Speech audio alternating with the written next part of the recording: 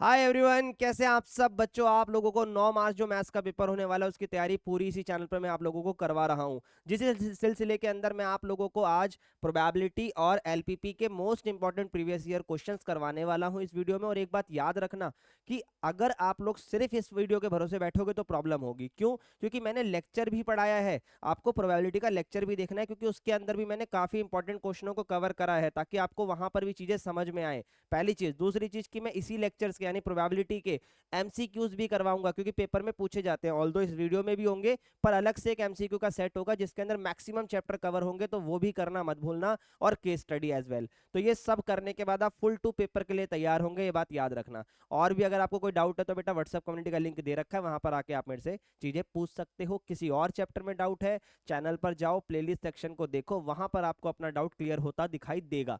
हर एक चैप्टर वहां पर आपको मिलेगा तरीके से तैयार हुआ हो। तो चलो चलते हैं वीडियो की तरफ। तो देखो भाई, सबसे पहले आपके सामने क्वेश्चन आया है प्रोबेबिलिटी का। ध्यान से सुनना, ऐसे क्वेश्चन मैंने वहां पर कॉन्सेप्ट वाइज कवर करे हैं। अब हम कॉन्सेप्ट ना करके क्वेश्चन सीखेंगे कि वो कैसे करते हैं। तो सबसे पहले क्या दिया है और क्या पूछा है, तो क्या पूछा है उसकी प्रोबेबिलिटी निकालते हैं। ये होगा ए डैश इंटरसेक्शन बी डैश। तो ये बराबर होगा इंटरसेक्शन का कर दो यूनियन और पूरे पे लगा दो डैश। तो इसको 1 में से कर दो माइनस, क्योंकि ये फॉर्मूला अब भाई अगर मुझे आज इस वीडियो में भी ये बताना पड़ रहा है तो प्रोबेबिलिटी करवाने का क्या फायदा, सीधी सी बात है। तो सर यूनियन निकालना है आपको, यस, तो पर उसके लिए तो ए बाई बी दिया हुआ है, कोई बात नहीं। तो ए बाई बी की वैल्यू कितनी है, 2/5। अब फॉर्मूला क्या होता है ए बाई बी का, सर ये होता है A intersection B divided by probability of B, क्योंकि जो पीछे वो नीचे, ठीक है भाई। अब ये b इधर जाके मल्टीप्लाई होगा, तो probability of A intersection b बराबर 2/5 मल्टीप्लाई b की प्रोबेबिलिटी वो है 3/5। तो ये हो जाएगा 6/25। ये इंटरसेक्शन आया है, हमें चाहिए यूनियन। तो यूनियन कैसे आएगा, सर यूनियन का फॉर्मूला आपने पढ़ाया था, probability of A plus probability of B minus intersection 6/25। इनका एलसीएम ले लो, जो भी आएगा 4/5, ठीक है।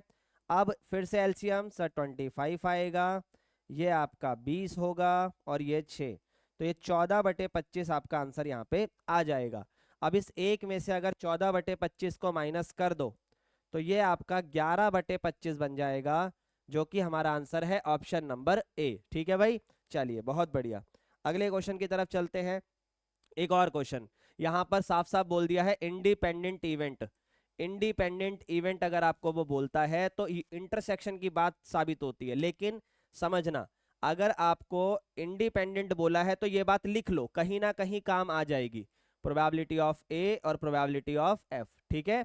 चलो, और आपसे पूछा क्या है, सर एफ बताओ और ई पे डैश एफ पे डैश बताना है। ध्यान से देखो, ई पे डैश यूनियन, एफ पे डैश, ठीक है। तो इसका मतलब हो गया कि यूनियन से, अभी पीछे पढ़ा है ये फॉर्मूला, यूनियन होगा तो इंटरसेक्शन और होल पर डैश, फिर इसे 1 में से क्या कर दो, माइनस, लॉजिक कर दिया। अब आपको इंटरसेक्शन चाहिए कैसे भी, चलो देखते हैं एक एक करके। सबसे पहले ई पे बार दिया हुआ है क्वेश्चन में 0.6, तो ई कितना आएगा, सर 1 में से माइनस कर दो तो ये आएगा 0.4। अब हमें यहां पर ई यूनियन एफ भी दे दिया, नाइस। एफ नहीं दिया तो क्यों ना एफ को एक्स मान लिया जाए, ठीक है। और यूनियन कितना दिया हुआ है, 0.6। अब देखो, अगर मैं फॉर्मूला लगाऊं ई यूनियन एफ का, तो ये क्या होगा, sir probability of E plus probability of F minus probability of E intersection F, ठीक है भाई। तो इस हिसाब से यूनियन है, यस सर 0.6, ई कितना है सर 0.4, एफ कितना है सर एक्स। अगर मैं इंटरसेक्शन ले आऊं तो बात बन जाएगी, सर लफड़ा ही तो वही है, इंटरसेक्शन ही तो चाहिए। बेटा इंडिपेंडेंट इवेंट में ये बात हमेशा लिखने का यही फायदा होता है कि दिमाग चल पाएगा। कैसे भाई, इंटरसेक्शन इन दोनों की मल्टीप्लाई होता है, एक 0.4 है और दूसरा x है, तो 0.4x हो गया इंटरसेक्शन की वैल्यू। तो यहां पर आएगा 0.4x। अब क्या करना है, ये 0.6 में से 0.4 को माइनस इधर आकर, और ये बेटा 1x है, तो 1x में से 0.4x जाएगा तो 0.6x आएगा। 1 में से 0.4 जाता है तो 0.6 बचेगा, ये 0.2 बचेगा और ये 0.6। तो x की वैल्यू आती हुई दिखाई दे रही है 0.2 बाई 0.6, तो पॉइंट से पॉइंट गया, दो तिया 6, तो 1/3 x का आंसर आ रहा है। ठीक है, अब ऑप्शन में आपसे सबसे पहले f पूछा है, तो भाई आपसे f की प्रोबेबिलिटी कितनी आ गई सर? सिंपल है, दिखाया तो आपने, x ही तो था f, तो ये 1/3 आ गया। ठीक है, इधर अगर मैं पुट करता हूं तो 0.4 इंटू 1/3, तो ये पॉइंट हटाया 10 सजाया, 2 दूनी 4, 2 पंजे 10, 2 एकम 2 और 5 तिया 15, तो इंटरसेक्शन ये आ गया। पर हमसे ये पूछा है, तो 1 में से 2/15 को माइनस कर दो, ये आएगा 13/15। ठीक है भाई, क्योंकि एलसीएम लेना पड़ेगा, 15 में से 2 गए, 13/15। 2 नंबर में आया हुआ क्वेश्चन है मेरे बच्चे ये। ठीक है भाई, आ जाओ। ये प्रीवियस ईयर का क्वेश्चन नहीं है, पर एक इंपॉर्टेंट क्वेश्चन था, तो मैंने आप लोगों के लिए लेकर आया हूं, और ये आपको ही होमवर्क दूंगा क्योंकि ये इजी है। कैसे सर? देखो, ए पर डैश है, इस लैंग्वेज की वजह से लाया हूं बस में से। नॉट ए का मतलब ए पे डैश, एंड का मतलब इंटरसेक्शन, नॉट बी का मतलब बी पर डैश। तो अब अगर मैं आपसे बोलूं कि सर इंटरसेक्शन है तो क्या होगा सर? यूनियन, और पूरे पर डैश, और इसके लिए इसको 1 में से क्या कर दो? माइनस। तो सब कुछ तो है, बस आपको अब यूनियन निकालना है। तो सर इतना तो कठिन कुछ था नहीं इस क्वेश्चन में। मेरे भाई कठिन नहीं था, ये लैंग्वेज की वजह से मैंने आपको करवाया है। ठीक है, ताकि इससे आप अवेयर हो जाओ।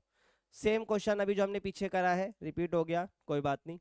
एक और अच्छा क्वेश्चन देखो भाई, फिर से ई और ए और बी इंडिपेंडेंट इवेंट है। ठीक है भाई, तो अगर ए और बी इंडिपेंडेंट है तो ए इंटरसेक्शन बी बराबर होगा probability of A multiply probability of B के।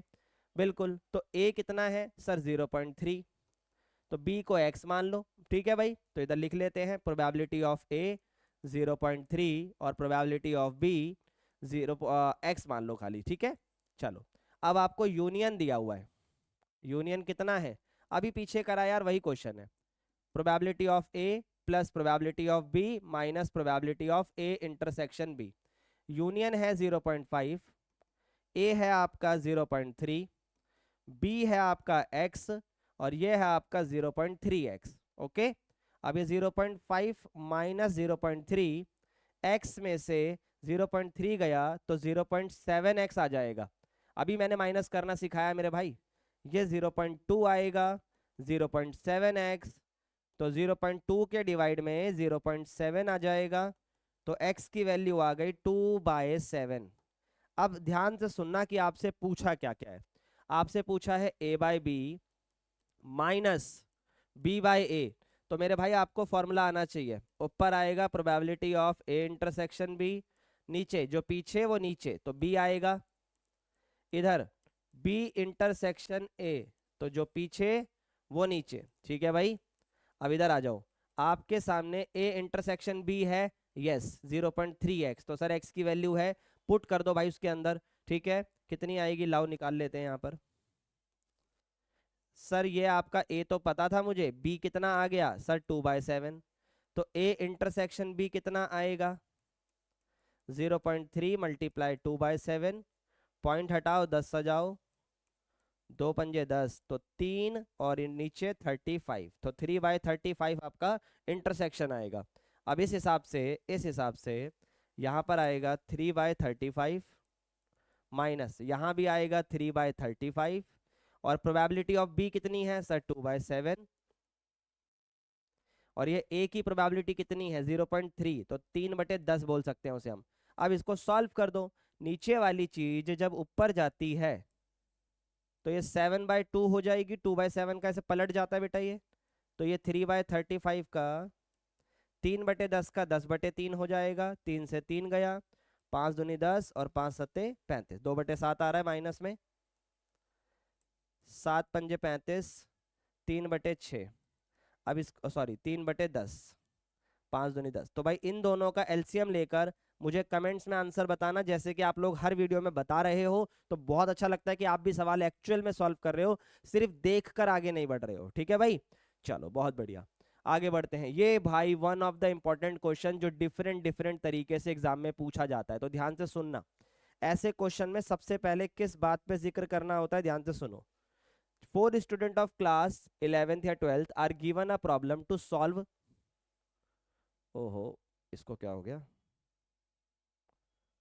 इंडिपेंडेंटली, ये वर्ड सबसे ज्यादा इंपॉर्टेंट है, ये वर्ड सबसे ज्यादा इंपॉर्टेंट है, इंडिपेंडेंटली। ठीक है भाई, इसके बाद आपसे बोला है there chances of solving the problem, यानी आपको सॉल्विंग द प्रॉब्लम की प्रोबेबिलिटी दे दी है, ये इनकी प्रोबेबिलिटी है सॉल्विंग की, और आपको प्रोबेबिलिटी बतानी है। अब इसके बाद जो भी पूछेगा वो तो खैर कहानी ही अलग हो जाती है।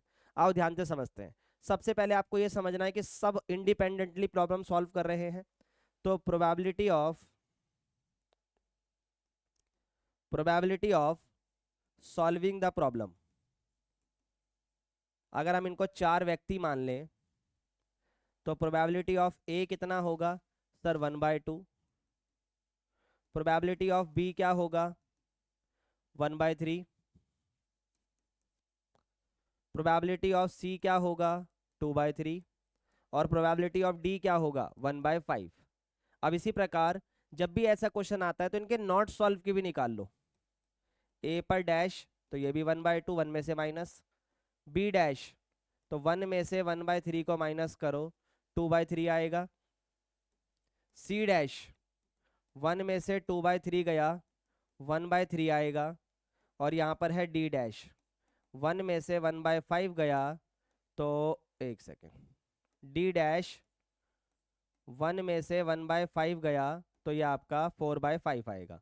अब ध्यान से सुनो, ये जब ये सारी चीजें आ गई हैं, क्वेश्चन में आपसे बोला है एट मोस्ट, ये क्वेश्चन मैंने आप लोगों को लेक्चर में भी करवाया पर मैं दोबारा क्यों करवा रहा हूँ, इसके अंदर अलग चीज पूछी है तो आपको एक करना पड़ेगा मेरे साथ, ठीक है।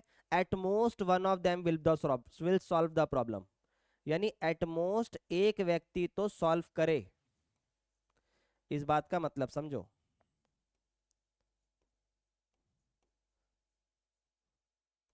भाई कम से कम अगर एक व्यक्ति प्रॉब्लम सॉल्व करे, सॉरी ज्यादा से ज्यादा एक व्यक्ति, बेटा एट मोस्ट का मतलब होता है ज्यादा से ज्यादा, यानी एक से ज्यादा लोग सॉल्व ना करें। इसने क्या बोला, at most one will solve the problem, एक ही व्यक्ति सॉल्व करे या एक भी ना करे। एट मोस्ट का मतलब होता है कि जो चीज आपको बोली है ना आप उससे ऊपर नहीं जा सकते। हिंदी में इसका मतलब होता है ज्यादा से ज्यादा एक, यानी अगर कोई मुझे बोले कि मम्मी बोले, मान लो माई मॉम बोले आप मुझे कि ले बेटा 20 रुपए, ज्यादा से ज्यादा 10 रुपए के मोमोज खा के आई हो तो मुझे 10 रुपए वापस लाने हैं, तो अगर मैंने 8 रुपए के खाए तो मम्मी कुछ कहेंगी नहीं, क्योंकि मम्मी की लैंग्वेज समझो।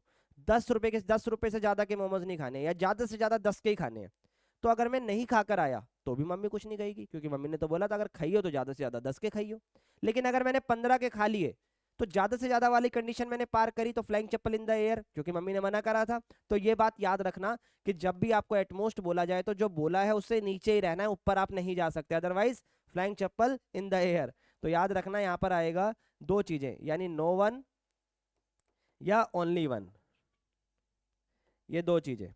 अब नो वन और ओनली वन को हम अलग अलग निकाल के यहाँ पर सॉल्व कर देंगे, जो कि आप करोगे प्लस सॉल्व मैं करके दिखाता हूँ। अगर कोई भी सॉल्व नहीं करता तो क्या होता सर, ना तो ए ने सॉल्व करी, ना बी ने सॉल्व करी, ना सी ने सॉल्व करी, और ना डी ने सॉल्व करी। तो सिंपली आता 1/2, नॉट वाले उठाओ सारे, 2/3, 1/3, 4/5। तो देखो भाई 2 से 2 गया बस, 5 तिया 15, 15 तिया 45, तो 4/45 आ गया। लेकिन लेकिन लेकिन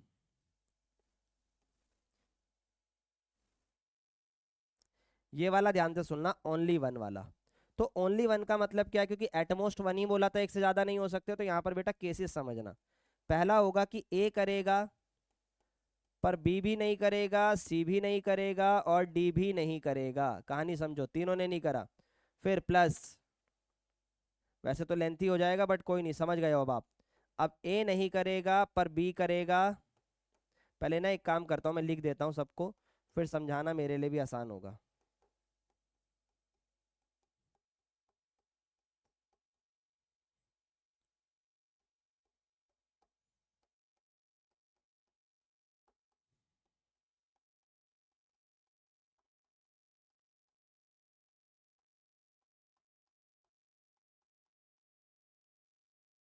सुनो भाई, पहले केस में ए ने कर दिया, बी सी डी ने नहीं करा, फिर ए सी डी ने नहीं करा और बी करेगा, फिर ए बी और डी नहीं करेगा, सी करेगा, फिर ए बी सी नहीं करेंगे और डी करेगा। तो बेसिकली हर केस में 3 जने नहीं कर रहे हैं और एक कर रहा है, क्योंकि एटमोस्ट वन बोला था कि एक से ज्यादा सॉल्व ना करे। तो इसको अब सॉल्व अगर हम करते हैं, इनकी प्रोबेबिलिटी निकालते हैं तो कैसे आएगी। भाई ऐड करना है, ध्यान से करना पड़ेगा कैलकुलेशन करके, ठीक है। ये लो हो गया, ध्यान से मिट गया। सबसे पहले ए ने करा है तो इसकी प्रोबेबिलिटी है 1/2 मल्टीप्लाई, इन सब ने नहीं करा तो 2/3, नीचे वाला उठाओ 1/3, 4/5 कैलकुलेशन ध्यान से। तो सर 2 से 2 गया, ये आ गया 4/45। अगला, अब बी ने करा है तो बी ने करा हुआ उठा लो 1/3, और बाकी सबका नॉट करा उठाओ, क्योंकि ए ने भी नहीं करा, सी ने भी नहीं करा, और डी ने भी नहीं करा। अब जो कट रहा है काट दो, सर ये कट रहा है भाई, 2 दूनी 4, तो ये आ गया 2/45, ठीक है। अब तीसरे में आ जाओ, तीसरे में ए बी नहीं कर रहे तो ये दोनों उठाओ 1/2, 2/3। इसके बाद सी ने करा है तो फिर से 2/3, फिर से 2/3। इसके बाद डी पर डैश है, डी पर डैश है तो ये 4/5। अब कैसे सॉल्व करें सर, 2 से 2 गया, और बस इतना ही कट रहा है तो सर 4 दूनी 8, और ये नीचे 45, ठीक है। लास्ट वाला थोड़ा एडजस्ट करना, तीनों ने नहीं करा तो ए बी और सी 1/2, 2/3 और 1/3, और लास्ट में डी ने करा है तो 1/5। 2 से 2 गया तो ये आ गया 1/45। तो अगर मैं इन सबको प्लस करता हूँ, इन सबको प्लस करता हूँ, तो सब में 45 है बेस में, यस, तो ये आएगा 4 2 6, 6 और 1 7, 7 और 8 15। देख लो भाई, 4 2 6, 6 और 8 14, और 1 15। तो ओनली वन वाले की प्रोबेबिलिटी आ गई 15/45, 15/45। तो आपसे जो टोटल क्वेश्चन पूछा था, अब इस वो 1/3 होगा भाई, मुझे भी आता है, ठीक है, टेंशन ना लेना। लेकिन अब आपको इनको प्लस करना था, तो यहाँ पर आप 4/45 रख देना, उधर आप 15/45 रख देना, और आपका फाइनल आंसर आ जाएगा, ठीक है भाई। तो इसका आंसर मुझे कमेंट्स में बताना कि सर क्वेश्चन लेंथी था बट समझ में आया या नहीं आया। सिमिलरली उसी के जैसा एक क्वेश्चन है, अगर आप लेक्चर देखकर आए हो तो आपको डेफिनेटली और अच्छे से समझ में आएगी ये वाली बात, ठीक है।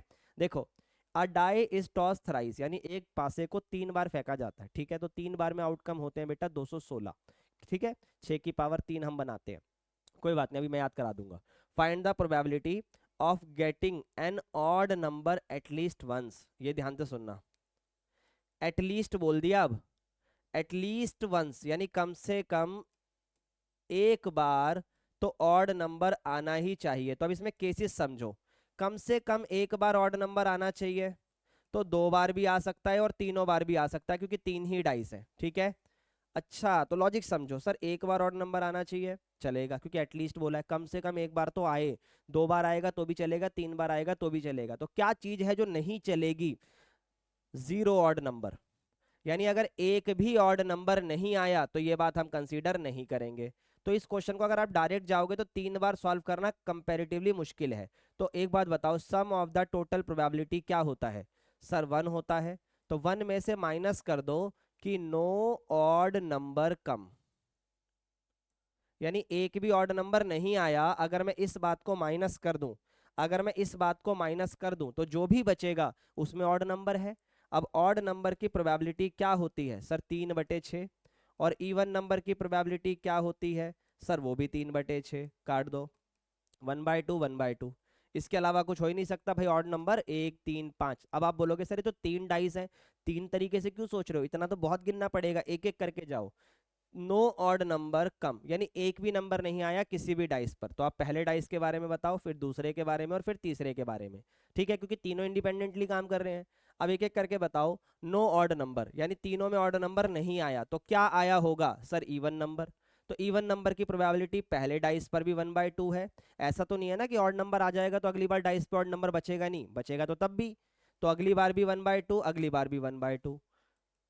1 में से 1/8 को माइनस करो, तो यानी 7/8 चांसेस हैं जिसके अंदर ऑड नंबर कम से कम एक बार तो आएगा ही, 2 बार भी आ सकता है, तीनों बार भी आ सकता है, पर 1/8 वो चांस है कि जिसके अंदर ऑड नंबर नहीं आएगा। तो अगर मैं उसको हटा दूं तो सारी की सारी गेम ऑड नंबर की बचेगी, ठीक है भाई। चलिए बहुत बढ़िया, आगे बढ़ते हैं। ये सेम पीछे वाला ही क्वेश्चन है, ध्यान से सुनना। A coach is training 3 players, he observe that player A can hit the target 4 time out of 5 shot. तो ए के हिट करने की प्रोबेबिलिटी ये रही, बी के हिट करने की प्रोबेबिलिटी है 3/4, और वहीं सी के हिट करने की प्रोबेबिलिटी है target 2 time out of the 3 shots, ठीक है भाई। ये तीनों के हिट करने की हो गई। अब इस बेस ऑफ द कंडीशन के आधार पर अगर वो इंडिपेंडेंटली ट्राई करें, exactly 2 of them hit the target, सिर्फ 2 ही हिट करें, एग्जैक्टली 2 ऑफ देम, ध्यान से सुनना, एग्जैक्टली 2 ऑफ देम, अगर 2 ही लोग टारगेट हिट करेंगे तो क्या होगा? सर ए ने कर दिया और बी ने हिट कर दिया पर सी ने नहीं करा, यही होगा। प्लस ए ने करा, बी ने नहीं करा और सी ने कर दिया, फिर ए ने प्लस फिर ए ने नहीं करा और बी और सी ने कर दिया। इसके अलावा कोई और कंडीशन बनेगी? नहीं सर, क्योंकि एग्जैक्टली 2 ही लोगों को टारगेट हिट करना था, 2 ही लोगों को। तो भाई अगर ए और बी करेगा तो सी नहीं करेगा, ए और सी करेगा तो बी नहीं करेगा, और बी और सी करेगा तो ए नहीं करेगा। ध्यान से देखो, इसके अलावा कोई और कंडीशन ही नहीं है। और अब इसकी प्रोबेबिलिटी आपको मैंने अभी सिखा दी है। सर ए की 4/5 है तो ए डैश होगा 1 में से 4/5 गया तो 1/5, और बी डैश की आएगी 1 में से 3/4 गया तो 1/4, और सी डैश की आएगी 1 में से 2/3 गया तो 1/3। अब आपसे सेकंड वाला पॉइंट इंटरेस्टिंग है, उसको ध्यान से सुनना। आपसे बोला है at least 1 of them hit the target, कि कम से कम एक व्यक्ति तो हिट करे। अब ये वाला पिछले वाले क्वेश्चन की तरह हो गया, तीनों क्वेश्चन एक ही जैसे हैं भाई। एटलीस्ट 1 हिट द टारगेट मतलब अगर ए कर देगा तो भी चलेगा, बी करेगा तो भी चलेगा, सी करेगा तो भी चलेगा, लेकिन एटलीस्ट 1 बोला है। तो अगर 2 लोगों ने कर दिया तो भी ओके है, 3 लोगों ने कर दिया तो भी ओके है। तो क्या मैं इतना बनाने बैठूंगा? नहीं। तो मैं सीधा बोलूंगा टोटल प्रोबेबिलिटी 1 होती है, माइनस कर दो no one hit the target, no one hit the target, यानी किसी ने टारगेट हिट ही नहीं करा। और जब किसी ने टारगेट हिट नहीं करा तो सिंपल सी बात है, जो एटलीस्ट वाली कंडीशन है तो वो बच गई। कैसे भैया? भाई 1 टोटल था, आपने इसमें से उस वाली बात को माइनस कर दिया जिसमें कोई टारगेट हिट नहीं कर रहा, तो जब वो हटेगा तो जो बचा वो क्या है? टारगेट का हिट होना। तो ये सारा टारगेट का हिट होना है क्योंकि एटलीस्ट 1 बोला था। तो 1 में से नो 1 को माइनस करो, 1/5, 1/4, 1/3। अब आप मुझे इसका आंसर कमेंट बॉक्स में बता सकते हो। अब मेरी बात को समझो, ये क्वेश्चन यही तो हो गया। 1 मिनट के लिए इसको इस तरीके से सोचो, सर टारगेट हिट नहीं हो रहा है, प्रॉब्लम सॉल्व हो रही है, तो ए के द्वारा प्रॉब्लम सॉल्व करने की प्रोबेबिलिटी, बी के द्वारा, सी के द्वारा, at least 1 of them will solve the problem. Same he question है ये तीनों, तो पेपर में ये क्वेश्चन बहुत बार रिपीट होता है और ये तरीके होते हैं इसके पूछने के। ठीक है भाई, ये वाला क्वेश्चन लास्ट में देखेंगे, ये वाला देख सकते हैं, अभी आपने पीछे ही करा है। 2 aeroplane X and Y bomb a target in a succession, एक के बाद एक हिट करेंगे भाई। The probability of hitting the target, तो भाई पहला यानी एक्स के टारगेट को हिट करने की प्रोबेबिलिटी 0.3 है और वाई के हिट करने के टारगेट की प्रोबेबिलिटी 0.2 है। देखो there probability to hit correctly, तो आगे बोला है the second plane will bomb, यानी सेकंड प्लेन तभी बॉम्ब करेगा अगर पहले ने टारगेट मिस करा, वरना नहीं करेगा। तो आपको प्रोबेबिलिटी बतानी है कि टारगेट वाई प्लेन ने हिट करा है। ध्यान से सुनना, हिट बाय वाई। अब वाई से आपने क्यों हिट करवाया होगा, एमसीक्यू में आता है ऐसा क्वेश्चन। तो sir x,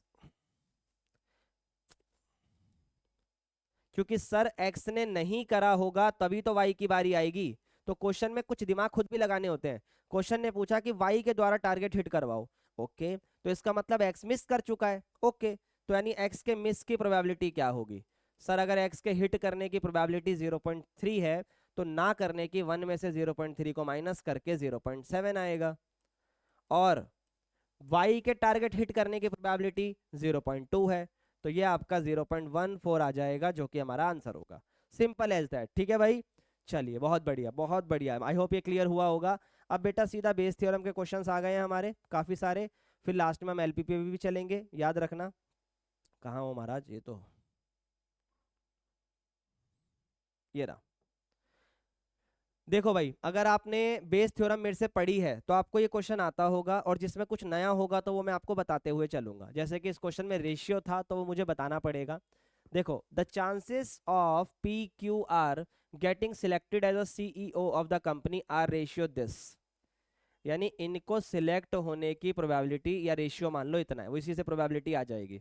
the probability for the company to increase its profit from the previous year under the new CEO, तो इसका मतलब ये प्रॉफिट को इंक्रीज करना चाहते हैं सीईओ के अंडर। तो इससे तो ये वाली बात नहीं निकल कर आ गई कि भाई हमारा हमारा टारगेट क्या है, हमारी मंजिल क्या है हासिल करने वाली, अगर आपने बेस थ्योरम मेरे से पढ़ी है तो, कि सर हमें तो प्रॉफिट इंक्रीज चेक करना है, तो वही आपको ढूंढना है, वही आपको करना है।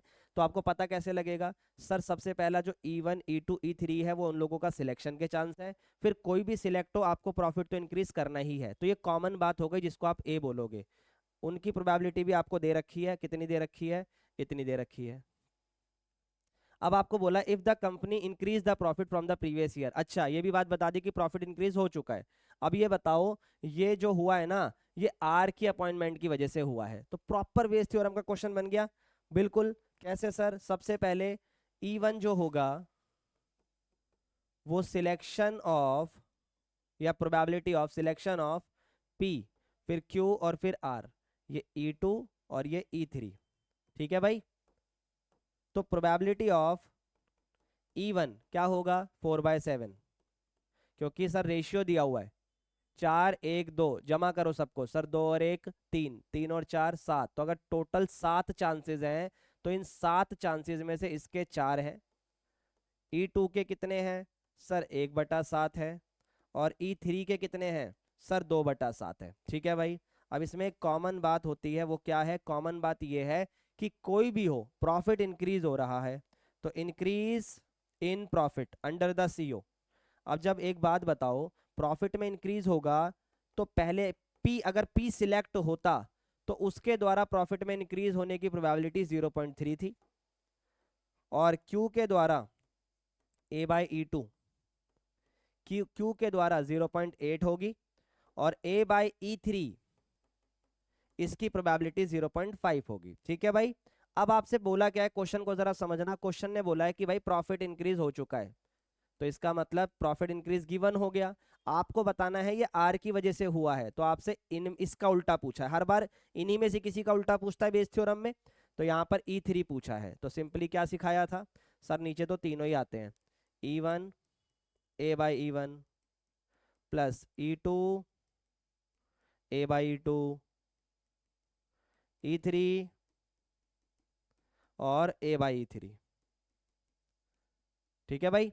अब आपसे बोला गया था कि आर की वजह से, तो बेटा यहाँ पर तीन चीजें हैं, 1 2 3, ऊपर वही आएगा जिसके बिहाफ पे पूछा, यानी E3 वाला ऊपर आएगा, E3 और A/E3। इस क्वेश्चन में मैं आपको पूरा लिख के दिखा रहा हूँ, इसके आगे आप मुझे करके दिखाएंगे। सर E3 की वैल्यू कितनी है? 2/7 इंटू 0.5, नीचे 4/7 0.3, 1/7 0.8, 2/7 इंटू 0.5। ठीक है भाई? अब देखो, ध्यान से देखना, 0.5 इंटू 2 हो गया 1/7, नीचे ये हो गया आपका 1.2, देखते जाना भाई, 4 × 3 = 12, 0.1.2 आएगा, इधर ऊपर 0.8 आ गया, और ये भी आपका 1 हो गया, नीचे 7 है, 7 से 7 कैंसिल, ये आ गया 1, और ये हो गया आपका 2, और नीचे आ गया 1 यानी 3। तो आंसर होगा 1/3 चांसेस है कि आर के सिलेक्शन की वजह से ऐसा हुआ है। ठीक है भाई? चलिए बहुत बढ़िया, आगे बढ़ते हैं। सेम ऐसा ही क्वेश्चन पर थोड़ा सा अलग हो गया, क्योंकि ये थोड़ा सा समझाना पड़ेगा, तो पूरा समझेंगे हम, बेफिक्र रहो।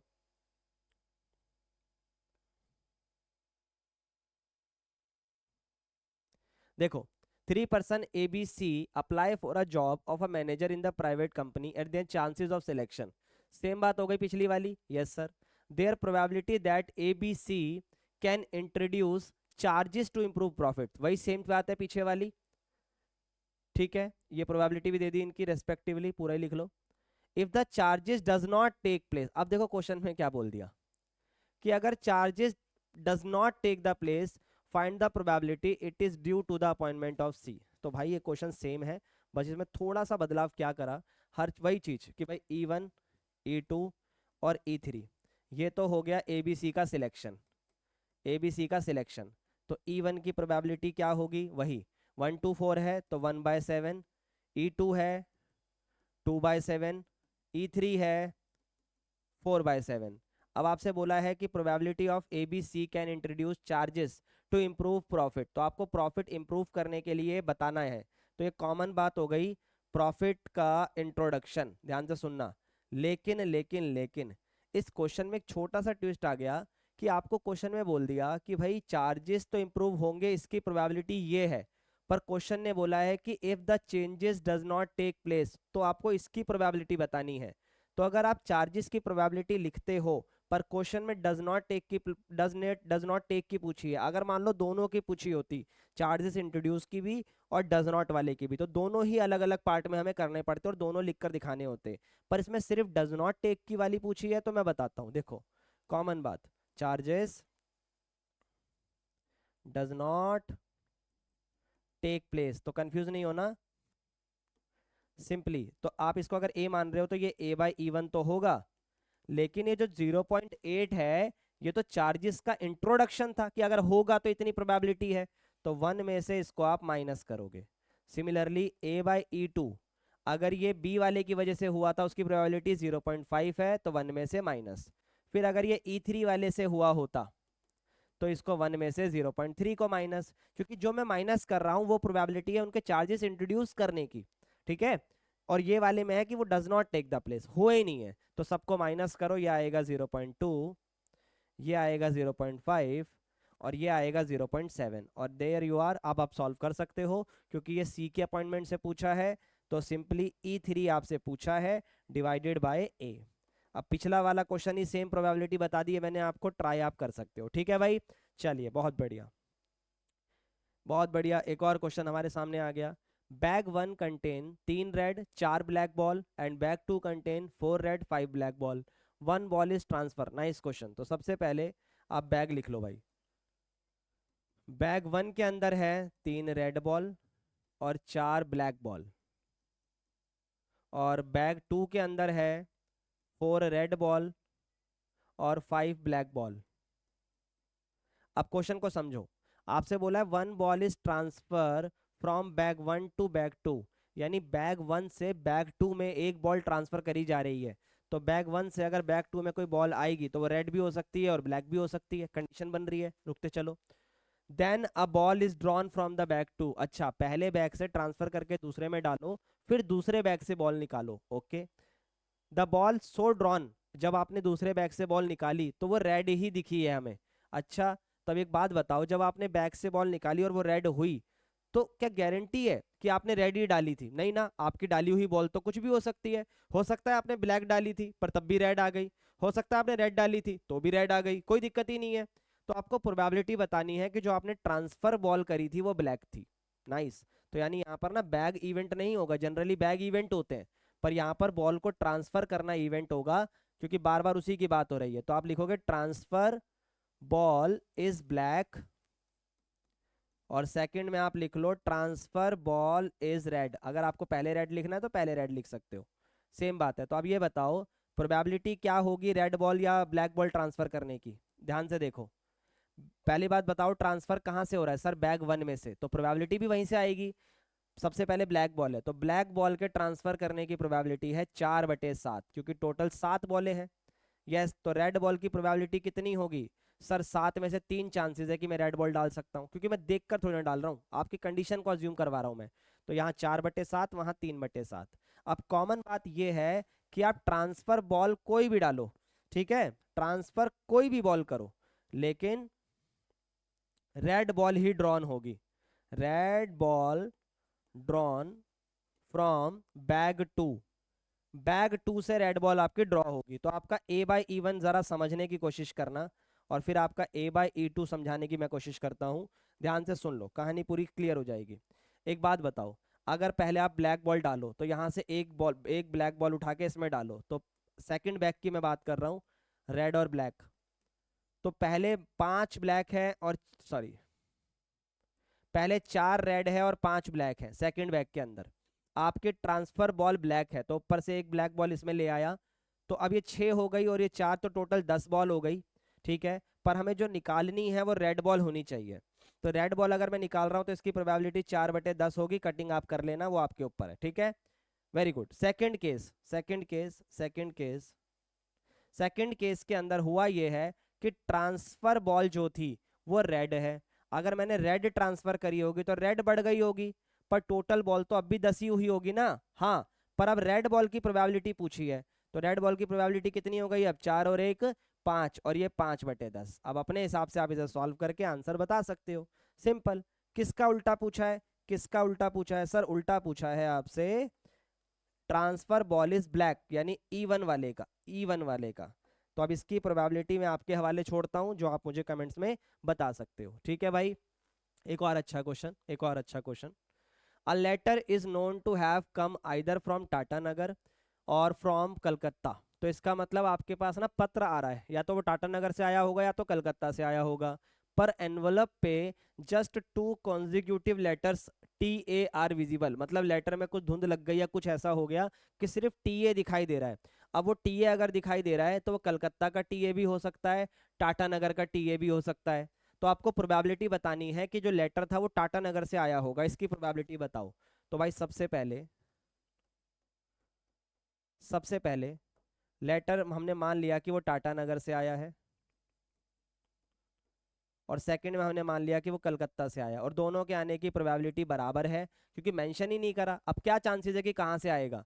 कहीं से भी आ सकता है। तो E1/2, E2 बराबर 1/2। तो सर बात खत्म। आपने पूछा था कि लेटर टाटानगर से आया, लेकिन नहीं ना, इसमें टी ए दिख रहा है, तो उस आधार पे बताना है कि प्रोबेबिलिटी टाटानगर की है। ठीक है, तो अब कॉमन बात ये है कि टी ए विजिबल है।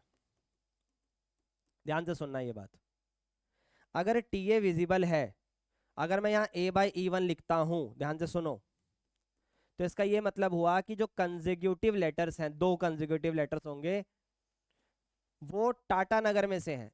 E1 का मतलब है कि टाटा नगर में से कंसेक्यूटिव लेटर टी ए की क्या प्रोबेबिलिटी है। तो देखो भाई, टी ए कितनी बार है सर? एक बार और दो बार। पर कितने में से? ध्यान से सुनना, ये बात कई लोगों को कम समझ में आती है। कंसेक्यूटिव लेटर समझो, एक, फिर ऐसा थोड़ी ना कि ये दो हो जाएगा, भाई ये भी तो कंसेक्यूटिव है, ए और टी। यस, तो एक, फिर ये ए और टी दो, फिर तीन, चार, पाँच, छ, सात, और ये आठ। तो बेसिकली पहले टी ए, फिर ए टी, फिर टी ए, फिर ए, और फिर मतलब चलते जाएगा इसी तरीके से। तो आपका ये यहाँ पर कितना आएगा सर? 2/8 आएगा। कितना आएगा? 2/8, क्योंकि टाटा नगर के अंदर कॉम्बो बन रहे हैं 1, 2, 3, 4, 5, 6, 7, 8, और 8 में से दो बार ऐसा है कि टी ए दिख सकता है। सिमिलरली जब मैं कलकत्ता से बात करूंगा, तो कलकत्ता में टी ए कितनी बार दिखेगा सर? एक ही बार है बस। ठीक है, पर कितने में से? 1, 2, 3, 4, 5, 6, 7। और अब आपसे प्रोबेबिलिटी पूछी है कि वो लेटर टाटा नगर से आया था, तो यानी E1/A की प्रोबेबिलिटी आपसे पूछी है। आप कमेंट्स में मुझे इसका आंसर बता सकते हैं। ठीक है भाई, बहुत बढ़िया।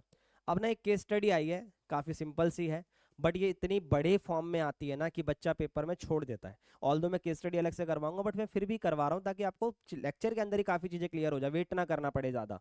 तो देखो भाई, सबसे पहले आपको बोला है a departmental store send bill to the charges. मैंने आपको कॉम्पिटेंसी बेस की एक वीडियो दी है, अभी दूंगा या दे दी होगी अब तक आपको। तो आपको ना हमेशा लाइन पढ़नी जरूर है, पर जो उसमें आपके काम की लाइन ना हो उसे आप इग्नोर कर दो, दिमाग से तुरंत डिलीट कर दो। A departmental store send bill to the charges its customer once a month. Past experience show that 70% of its customer pay their first month bill, यानी 70% लोग ऐसे हैं, 70% लोग ऐसे हैं जो अपने बिल पे कर देते हैं। ठीक है भाई, पहले महीने में पे कर देते हैं। The store also found that there customer who page the bill in the first has the probability of 0.8 paying in the next month. मतलब जिन्होंने पहले महीने पे कर दिया था वो सेकंड महीने भी पे करें, ये जरूरी नहीं है। उसमें से 0.8 यानी 80% लोग ऐसे हैं जो पे कर देते हैं, बट हु डजंट पे in the time has the probability of 0.4 paying in the next month. मतलब जिन्होंने पहले महीने टाइम पर पे नहीं करा था पर वो सेकंड महीने में पे करेंगे, उनकी प्रोबेबिलिटी ये है। ठीक है, सारी चीजें पहले लिखते हैं, जितना भी अभी हमें डेटा मिला क्वेश्चन को पढ़कर लिखना है। उसके बाद वो बोल रहा है E1 और E2, ये दो चीजें उनको आपको माननी है।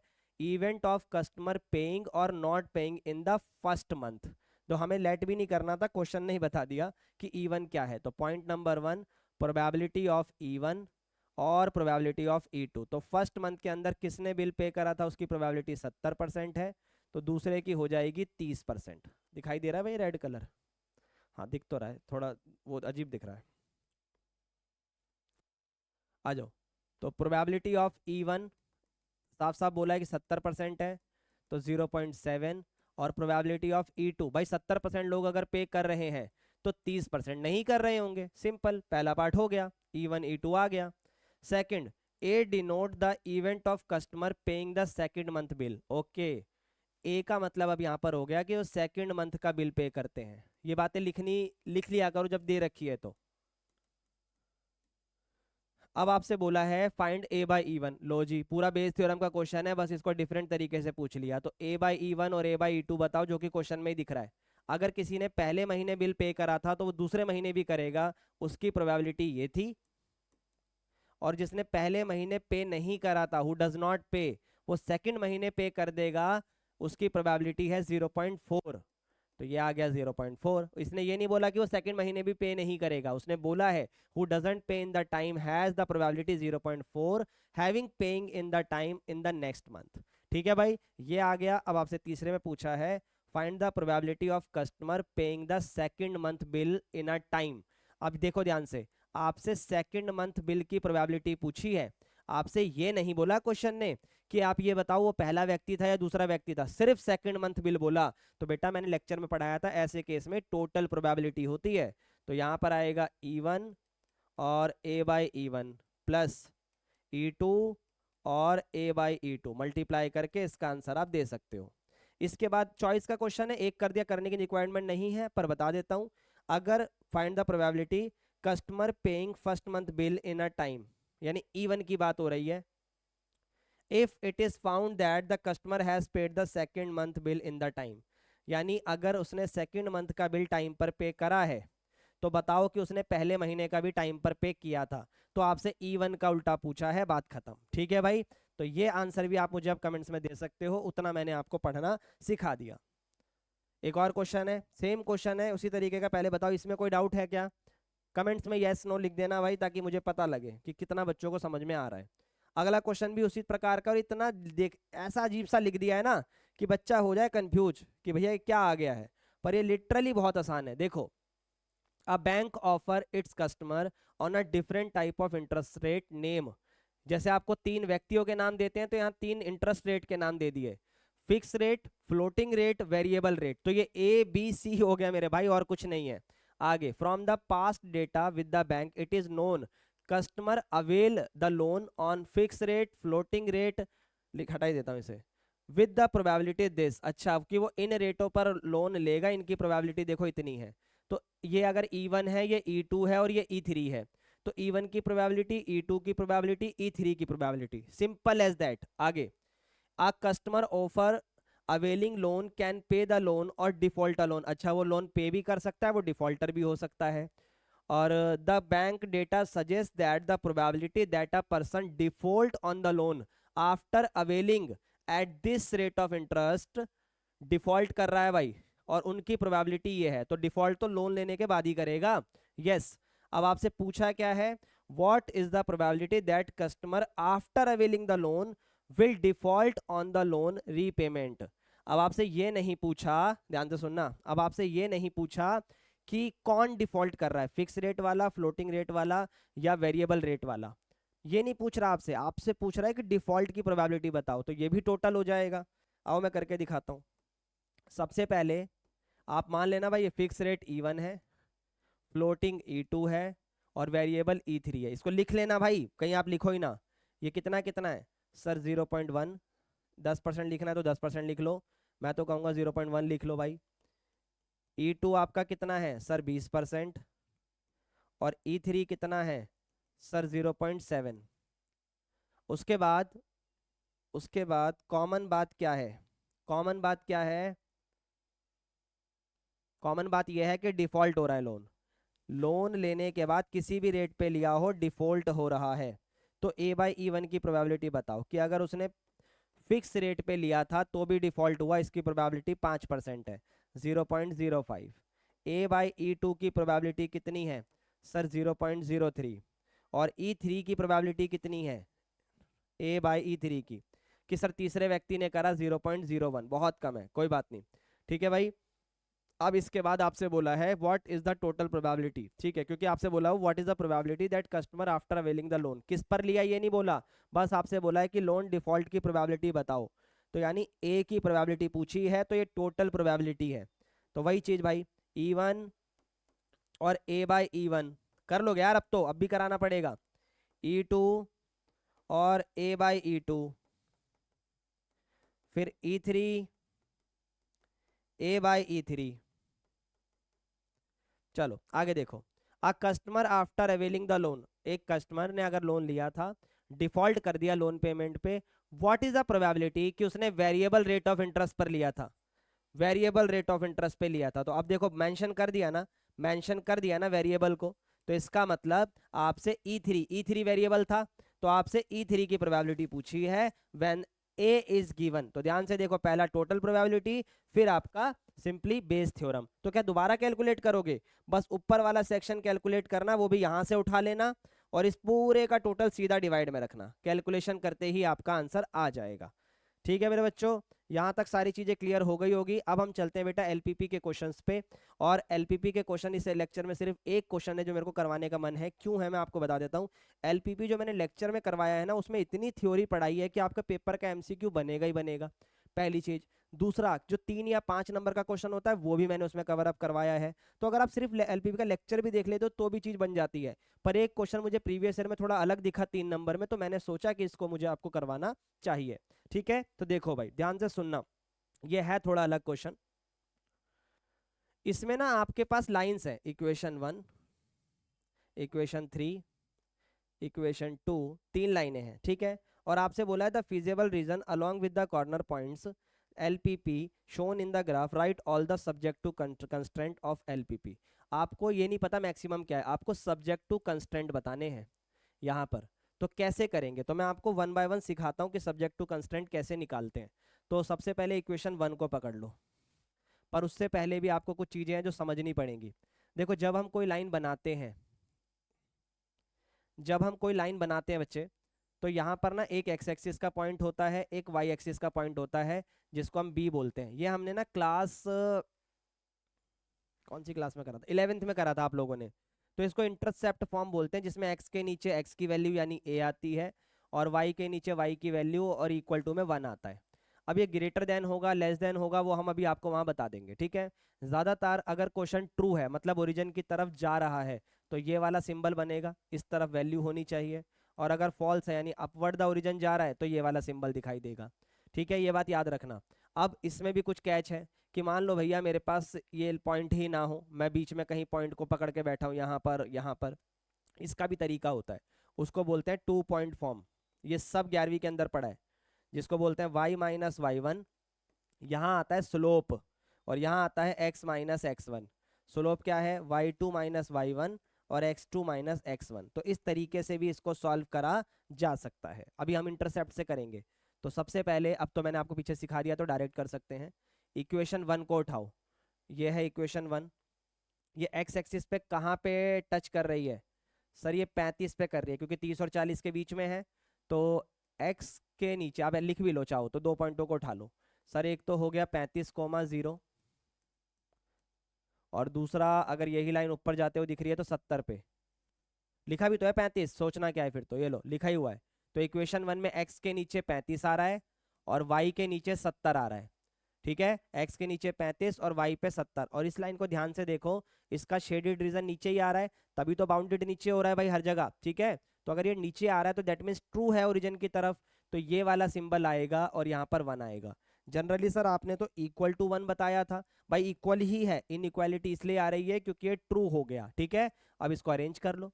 सर एलसीएम 70 ही आएगा, ये 2x प्लस वाई हो गया, और ये 1 हो गया, तो ये आ गया 2x प्लस का y, और ये 70 एकम 70, और ये आपकी वैल्यू आ गई। पहला सब्जेक्ट टू कंस्ट्रेंट तैयार है। ठीक है, अब एक बार दूसरा देखेंगे, फिर तीसरा आप मुझे कमेंट्स में बताएंगे। देखो भाई दूसरा दूसरा दूसरा ये रहा। तो यहाँ पर ये साफ साफ मुझे 40 पे दिख रहा है। ठीक है, आप चाहो तो 30 और 10 से भी बना सकते हो। चलो इंटरसेप्ट तो समझ में आ गया, मैं 2 पॉइंट फॉर्म से बना देता हूँ। ये मुझे दिख रहा है इस लाइन पे, यहाँ भी 40 है, और यहाँ भी 40 है, तो 40 से ही बना दो यार, ज़्यादा आसान पड़ेगा आपको।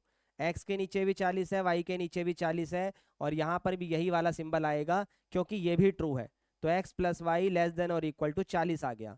अब आप चाहे तो पुट करके देख लो, हर एक पॉइंट यहाँ सेटिस्फाई हो रहा होगा। इस लाइन को देखो बस, 40 है, 30 और 10 सर 40, 15 25 40 सर 40, इसको मत देखना, ये इस पॉइंट का है।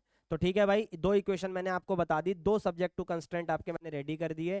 पहला है 2x प्लस का y लेस देन और इक्वल टू 70 और x प्लस का y लेस देन और इक्वल टू 40। बस आपको अब थर्ड वाला मुझे कमेंट्स में बताना है, जो कि और इजी है। यहाँ पर 90 आ रहा है और ये लाइन सीधी गई तो यहाँ पर 30 आ रहा है, तो 90 और 30 का इस्तेमाल करके तीसरा सब्जेक्ट टू कंस्टेंट आप मुझे बताएंगे। अब आप मुझे बताओ भाई, ये लेक्चर आपको कैसा लगा, और ये अपने दोस्तों के साथ आपको शेयर करना है ताकि उनको भी ये चीज़ें समझ में आए। और इसी प्रकार के और क्वेश्चनों के साथ मैं मिलता हूँ आपके साथ नेक्स्ट वीडियो के अंदर, और जितने भी अच्छे क्वेश्चन हो सकेंगे मैं आपको सारे करवाऊंगा। अभी तक मैंने आप लोगों के लिए लगभग 6 चैप्टर कवर कर दिए हैं। अब आज या कल के अंदर आप लोगों को रिलेशन फंक्शन और ITF भी मिल जाएगा। तो मिलते हैं नेक्स्ट वीडियो में, bye bye and take care guys.